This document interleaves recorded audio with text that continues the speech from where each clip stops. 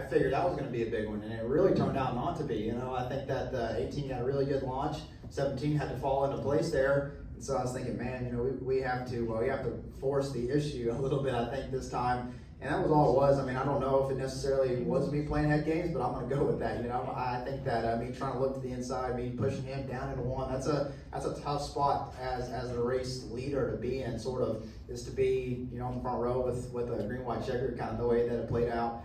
Just because you know the guy behind you, if he gets a good enough launch, is probably going to push you or try to fake you out and do things. And so you know you're kind of in my game at that point of the race and executed it pretty well. So yeah, I expected a little bit of contact between those two, and that's what I was banking on winning the race, is them two kind of getting together, and that gave me the opportunity to get, you know, the pass. And then for tomorrow, do you think you learned anything for the Xfinity race tomorrow? And do you think that the extra laps they could help you kind of start to get back that consistency you need with the playoffs on the horizon?